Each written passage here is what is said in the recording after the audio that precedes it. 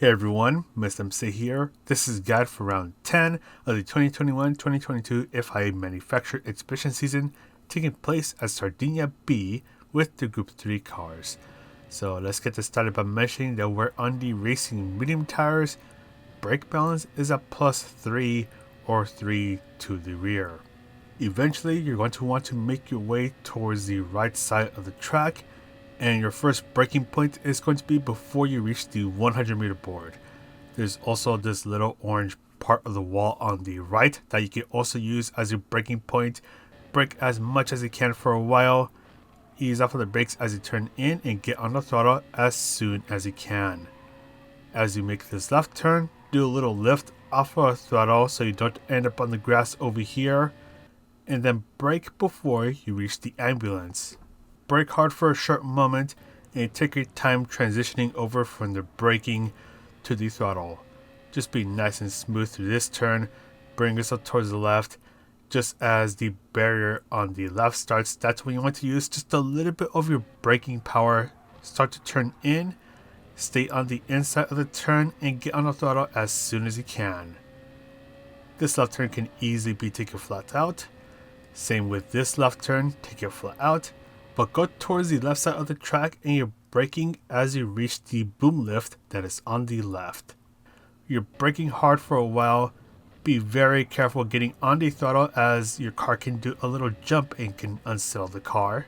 Then brake after you pass the digital flag that is on the right or before the barrier on the right starts.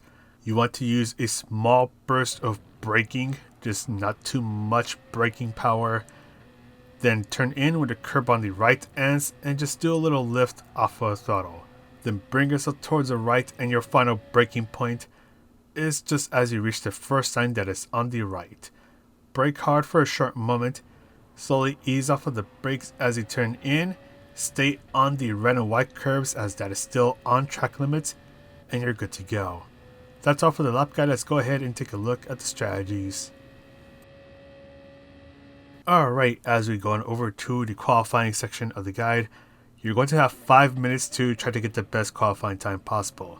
The host had it at 7 minutes to give us a bit more time if we had to change tires, but during the actual FIA race, you'll have 5 minutes to try to get the best qualifying time possible, which means you're going to get around 2 to 3 chances. So you want to make sure that those chances count. For the qualifying session, the tire wear and feel are off, so you don't have to worry about those. So you can pretty much just start to push the moment that you gain control of your car.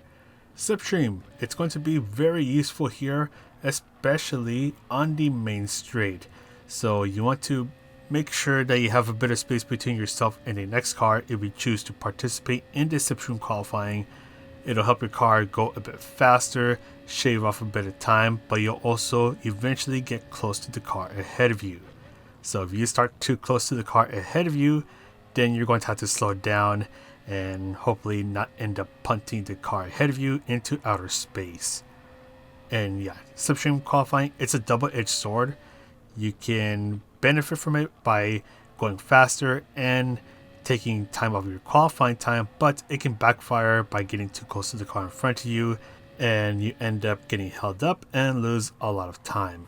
But if you're in a lower split, then just focus on qualifying by yourself.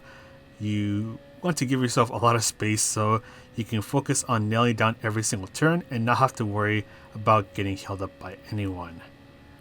But something I do want to note is that after the qualifying session ends, you can go over to driving options and change the tires. So you can see me doing it right now. I changed the front tires first, rear tires second, and you have to do it in that order, otherwise the game won't let you do that. And I say that because this is a no-stop race on the hard tires. So you basically qualify on the racing medium tires and you do the race on the racing hard tires. But anyways, we're doing 20 laps here at Sardegna B with the Group 3 cars. Fuel is a ×2, so fuel is not an issue at all. Tire wear is a ×4, and tire wear slowly creeps on in, so you're not going to notice it right away. We have the racing medium and hard tires available for us to use, but only the racing hard tires are required, so you do need to use the racing hard tires for at least one lap so you don't get a 1-minute penalty after the race ends. So we'll take a look at the zero stop first with the racing hard tires, so pretty much just getting the tire requirement out of the way from the very start of the race.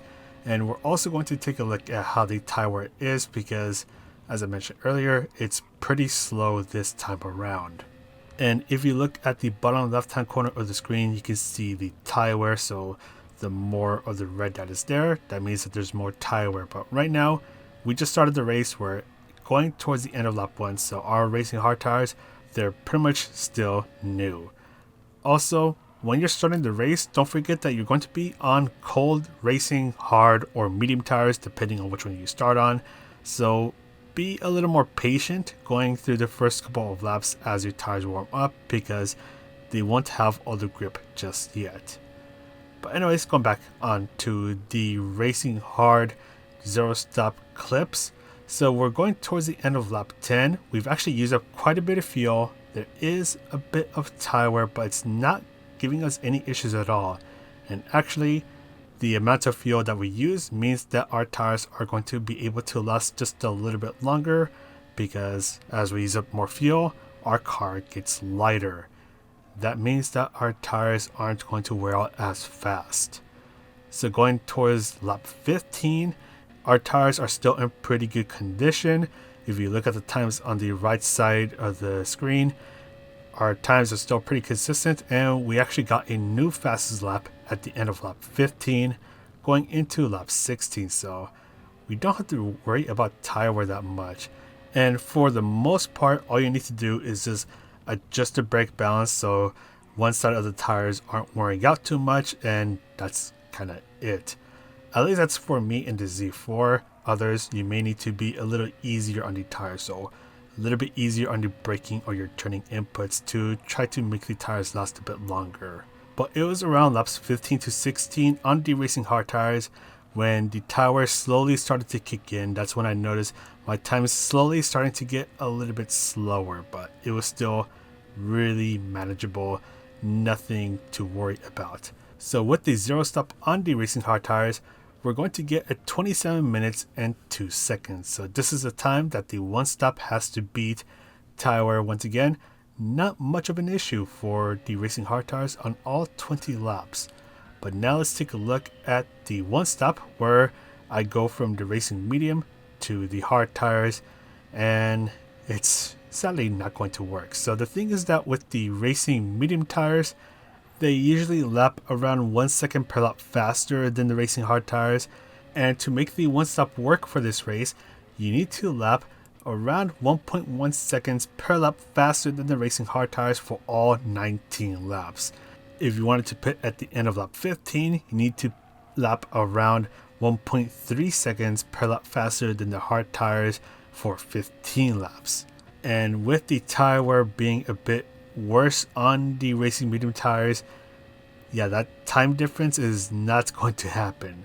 So let's take a look at the end of lap 9. We did get our fastest lap of a 119.7, but tire wear is already slowly starting to make its presence known.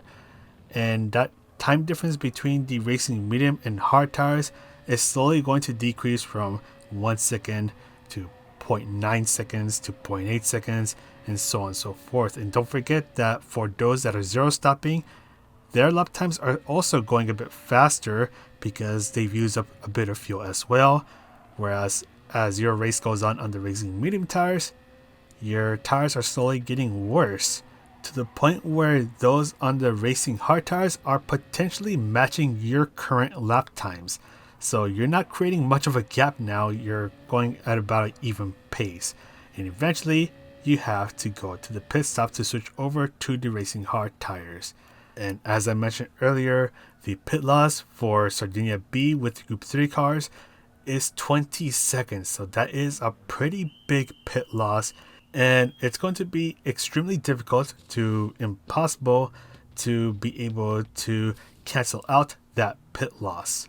And unless if everyone behind you decides that now is a good time to start doing a battle royale in a race and ends up 20 seconds behind you, yeah, the one stop is not going to be that viable.